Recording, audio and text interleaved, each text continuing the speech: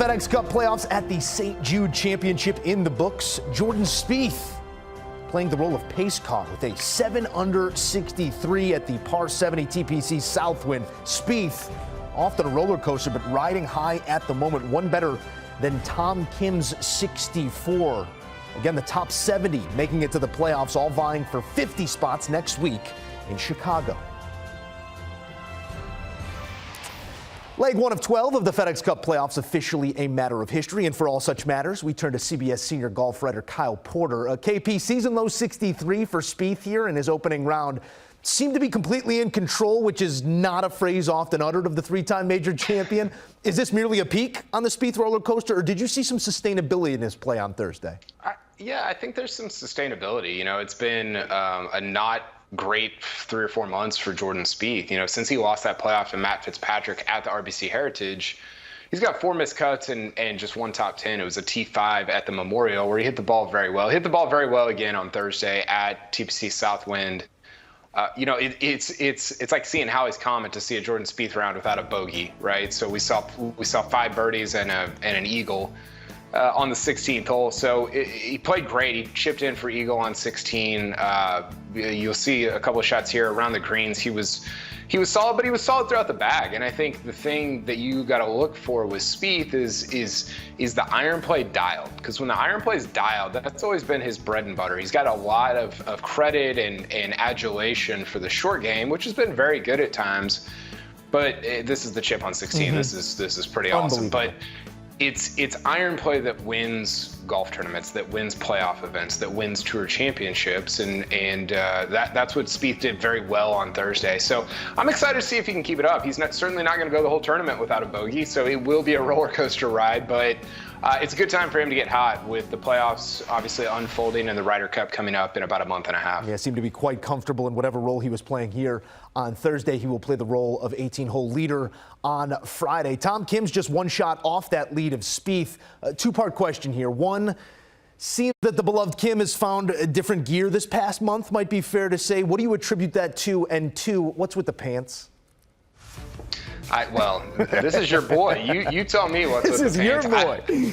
I think it's does he want us to remember that he had like the ankle injury at the Open Championship? I don't know. Look, I think this is a good golf course for Tom Kim, Joe. You know, it's not a super long course. It's just over 7,000 yards. Played a little longer than that on Thursday, which made this round more impressive. His iron play was amazing. Like that, you know, we talk about Spieth with the iron play. That was the thing that he did best on Thursday. Although I will say he rolled in a 12-footer, a 17-footer, and a 31-footer. Sustainability there, not super high. I think there's maybe a little bit of regression to be had with Tom Kim over the next couple days. I'm a fan of a Mediterranean summer, and you got to keep a Capri in the lineup. I'm not sure you go with it on Thursday. KP, success at a young age for Kim. That's also something Collin Morikawa was well versed in. Perhaps we maybe move the goalposts a bit quickly as he rattled off half the career Grand Slam. This guy, though, today, KP, looked a lot more like that guy from a couple years back. Morikawa gaining nearly a shot and a half on approach, really his bread and butter. What stood out to you most about the opening round effort here out of Morikawa? Well, I agree with you. You know, I went back and looked at some of Collin Morikawa's stats. I was high on him coming into the week. Rick Gaiman and I talked about this on the First Cut podcast. His tee to green play in 2023 has been better than his finishes would suggest, and it was really good again on Thursday. Going back to the 2022 Scottish Open was the last time he lost strokes ball striking, Joe, which is pretty amazing. It's been over a year since he lost strokes to the field ball striking. So the ball striking's been there. The thing that stood out to me to answer your question on Thursday is his short game was really good. And this is we all know this. This is the formula with Collin Morikawa. If he putts, he wins or comes close to it. He putted really well on Thursday, and I think sometimes, you know, I said this about Tom Kim earlier, hey, hit some long putts, but with Morikawa, because that ball striking has been so sustainable over the course of his career, even over the last year when the finishes weren't necessarily there, I think this is a pretty good formula for him getting into the mix and potentially winning for the first time. I believe it was the first time since that Open Championship 2 years ago. Yeah, hit it close So close, you can't miss. It's a sound strategy. We'll see if he can pull it off. We'll hear plenty of it here in the days to come. But top 50 that is, headed to suburban Chicago for next week. A good portion of this field already mathematically qualified for next week. That does include Jon Rahm, KP, but those are really the only numbers working in his favor here. The FedEx Cup point leader on Thursday struggled 3 over 73 in soft conditions, T65. KP, where has Rahm, let's say it cautiously, where has he regressed since that torrid start to the season that featured 4 wins and 8 starts?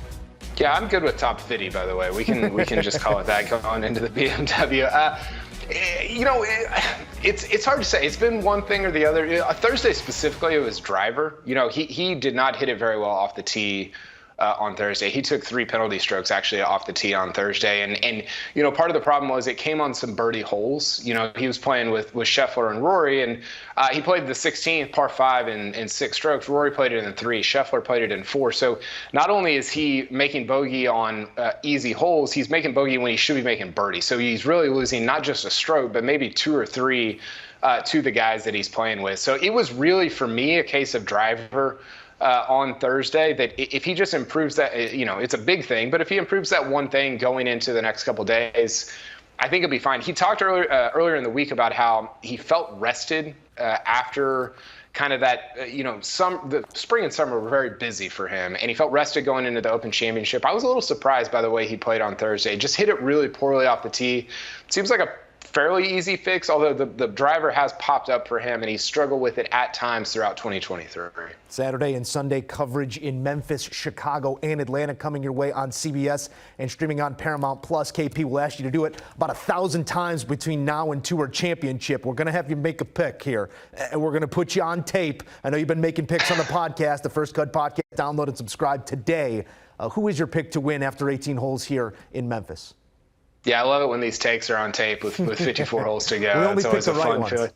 Collin Morikawa is my pick. He finished T5 here last year. I came in high on him. I have no reason to not think that he's going to play well the rest of the week. Nearly won Rocket Mortgage about a month ago. Didn't play great at the Open Championship, but he's striking it so well. And he's due for a win. If he continues to putt it even kind of close to the way that he did on Thursday, I think he gets yet another win on the PGA Tour. Still 10-1 value right there, Kyle Porter. We appreciate you, as always, for stopping by and weighing in following 18 holes of the FedEx Cup playoffs. FedEx Cup St. Jude coming your way this weekend on CBS and streaming on Paramount+. Saturday, coverage beginning at 3 Eastern, Sunday at 2 Eastern time. Get with us right here on CBS Sports HQ for pre- and post-round coverage you won't want to miss.